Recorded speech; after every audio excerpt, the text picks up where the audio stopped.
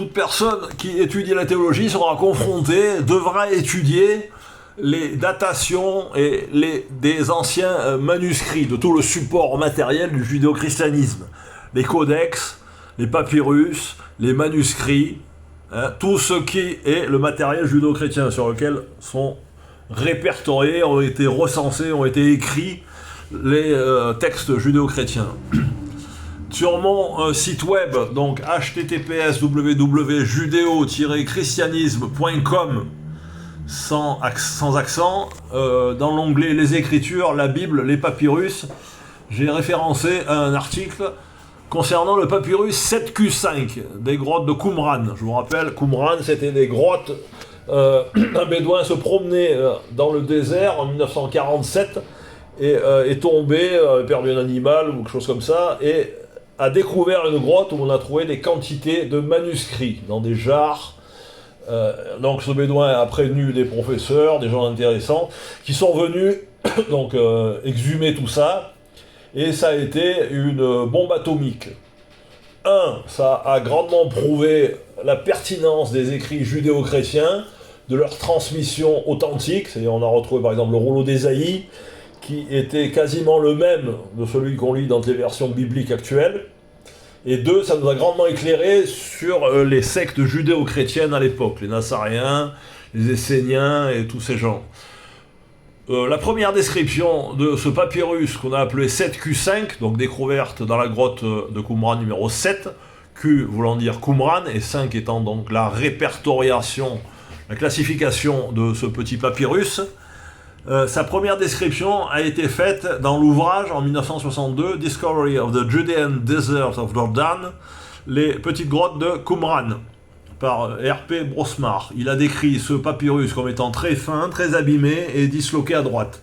Sa surface est rugueuse, son dos est plus lisse, l'écriture appartient au type Zierst-Stil et pourrait dater de moins 50 à plus 50 avant Jésus-Christ.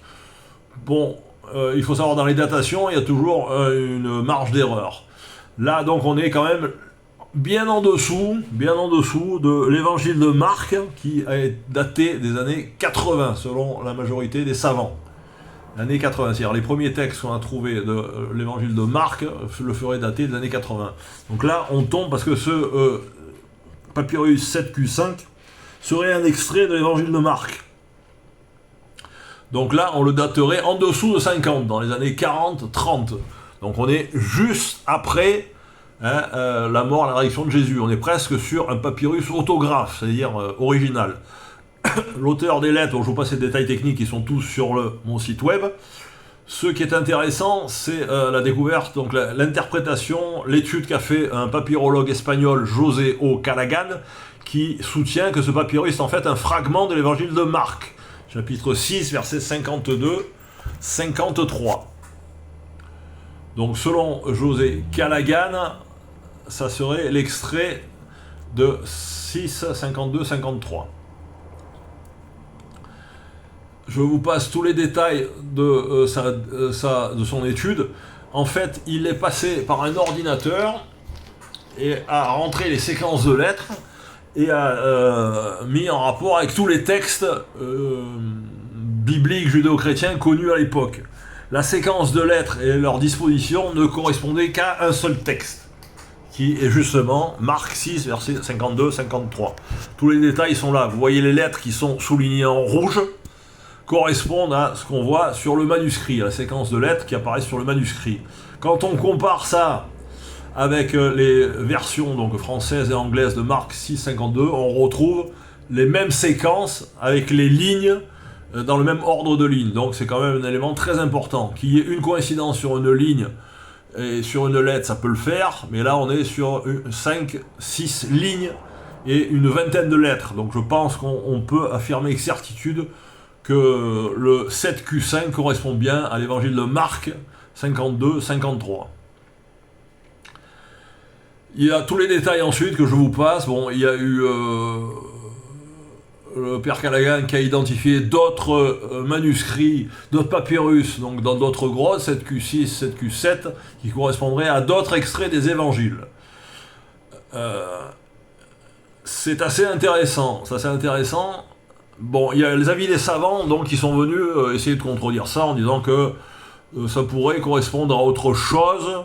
Il y a un jeune protestant allemand, Carlsen Peter Tied, qui au début était complètement contre, et sur la fin a été quand même assez intéressé. Il y a une autre personne aussi, Marie Victoria Spotormo Diascaro, qui identifie le 7 cul de 5 comme étant Zacharie chapitre 7 verset 4-5, mais l'ensemble ne correspond pas.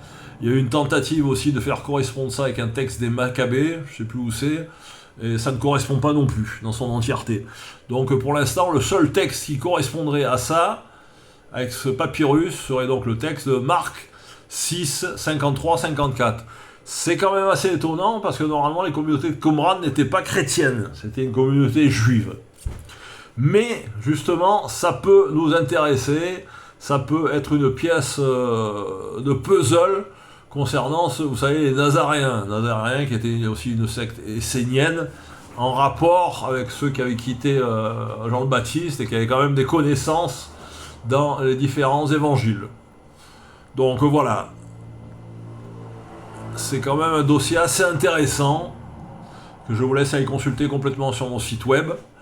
Voilà les éléments principaux. Le papyrus 7Q5 découvert dans la grotte de Qumran serait, selon beaucoup d'évidence, un extrait du manuscrit de l'évangile de Marc, chapitre 6, versets 53-54, ce qui lui ferait porter une datation des années 40.